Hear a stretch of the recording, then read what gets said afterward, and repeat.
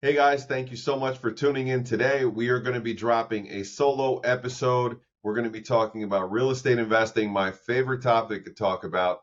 And today we are going to talk about the 5 things to consider when buying investment properties on your path to riches. So, I think that asset class is one of the most important factors to take into consideration when buying investment properties and deciding how you're going to scale up your portfolio. The main thing to take into consideration is, are you going to buy single families? Are you going to buy multifamilies, which is the path that I've taken on for the most part? Are you going to buy condos? Or are you going to buy beach properties, Airbnb, etc.? There's a reason why I'm not in love with single family rental properties. The main reason is, if a tenant stops paying and in a single family property there's one tenant, that means that you're going to have to write a check to pay that mortgage. It also means that in the event that the stars are not aligned and you don't have consistent, seamless turnovers, you're going to be in a position where you're going to have a lapse in time, which means a lapse in rent. And what that's going to do is that's going to crush your cash flow.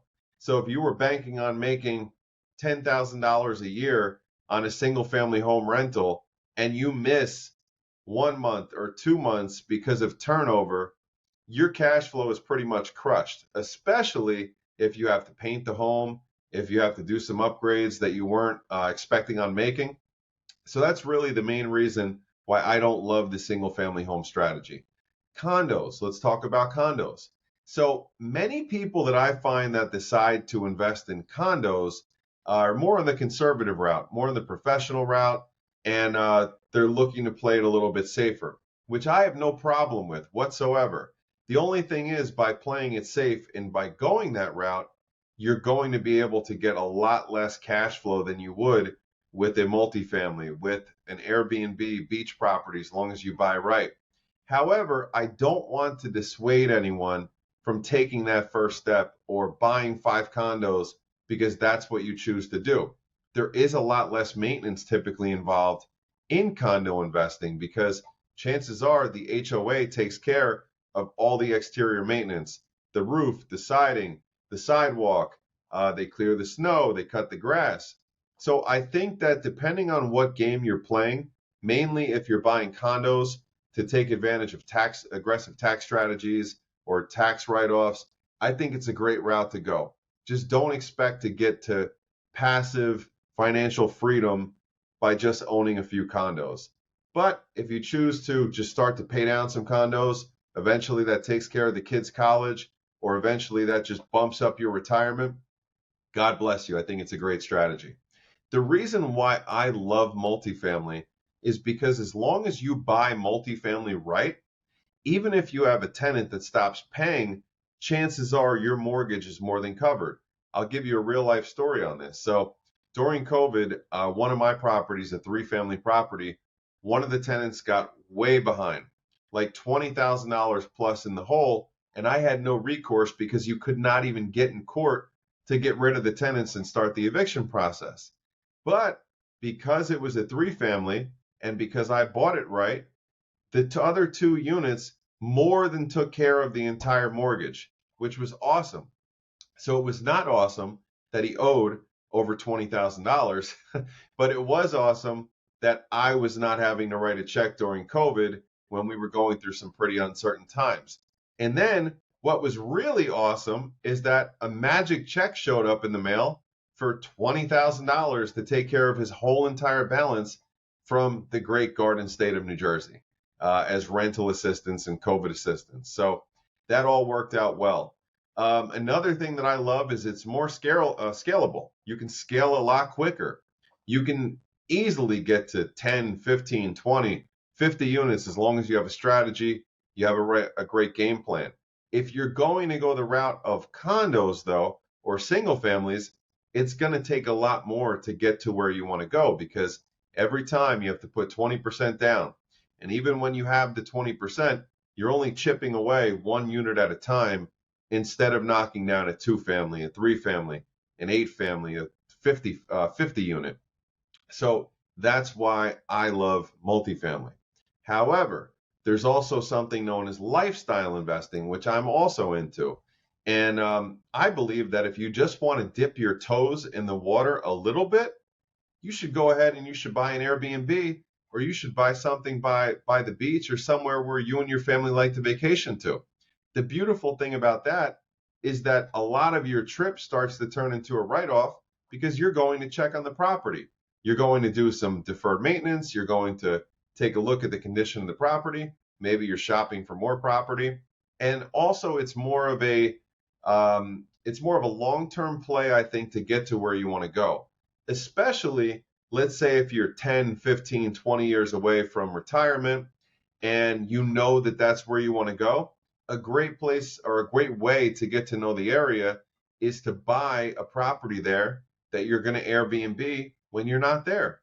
So I think that's an awesome strategy to dip your toe in the water if you're not ready to just jump in the multifamily game. And my apologies, guys, I'm a little congested, so bear with me on this podcast. I'm going to continue to bring the heat, though. So you're going to like these next few tips. So the next one is make sure that your family/partner is in alignment with your investing goals. Now, if you're single, if you don't have anybody else that's has a decision or has a say in your investing journey, then you can just fast forward a little bit ahead to the next tip. But I think this is absolutely critical to make sure that your spouse, your partner, your family is on the same page when it comes to your real estate investing goals. Why I say this, okay? You want to make sure that if you have a strategy that's an aggressive strategy, maybe you're going to buy in an area that's not the best area, but you're going to get stronger cash flow, that your partner is comfortable with that. Also, make sure that your partner's comfortable in the event that a tenant misses a month of rent and your partner is not ready to just wave the white flag and say, get us out of here and put the for sale sign on it. If you are going to sell it in New Jersey, though, you can call me. I might buy it, or I'll certainly list it for you. So make sure that your partner and your family is in alignment with your goals. Make sure everybody's on the same page so there's not conflict, and so you don't stop your real estate investing journey before it even began. The next one is location. Okay, this goes without saying, as the old proverb goes, location, location, location. So, the point that I want to drive home on this, and the question I ask myself when I look at multifamily, especially if it's in more of an interesting area, is I ask myself, if something happens at night, or if I have to go to the property for some reason, am I comfortable getting out of the car? Am I comfortable being in a situation where you don't know what's coming around the corner, or do you just feel safe? So I have a couple properties in what I'll call interesting areas where, there's been a couple of really weird things that have happened, and a little bit of crime here and there. But the beautiful thing is you take advantage of the cash flow. So you just have to make decisions. I'm going to go to the property during certain hours. You don't want to go to the property at 11 o'clock at night to pick up rent because you don't know, what somebody's doing up the road. But I think that that's a very important thing to take into consideration is location.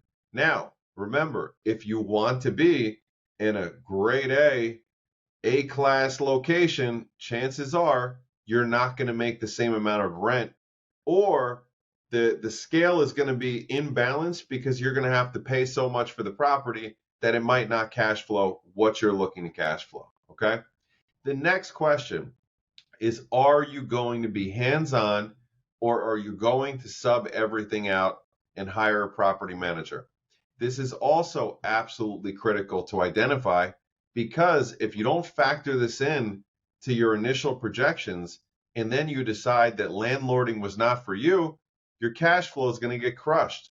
So make sure that you make this decision on the front end. Also ask yourself, are you handy? Do you have access to a team?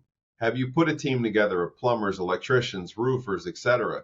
And especially somebody that's handy enough to go down for the little things, because if you have to call a toll-free number when somebody needs a lock changed out, your cash flow is just going to get eroded away faster than you can even imagine.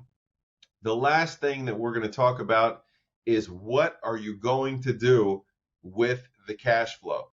This is also critical on your wealth building journey, okay? The main reason it's critical is because you want to make sure you have a plan. Are you going to attack the principal and try to pay the principal down? Or are you going to take advantage of the cash flow and use that as some extra spending money? My suggestion is to stick to a strategy, make a decision, and don't divert. Or maybe each individual property you do something different with. But the most important thing is to make a decision and stick to that.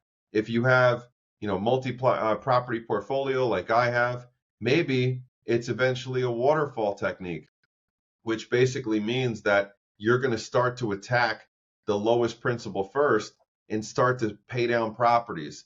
And then you're going to get to the point eventually, which is the game that I'm on and the journey that I'm on, that your properties will start buying other properties in the future.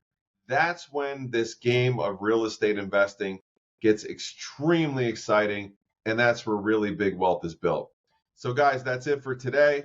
I'm super congested. We're going to put a bow on this episode, and we look forward to seeing you guys next week. So please continue to share the show. We really appreciate the support and all the love and the comments and the likes, etc. So till next time, see you guys.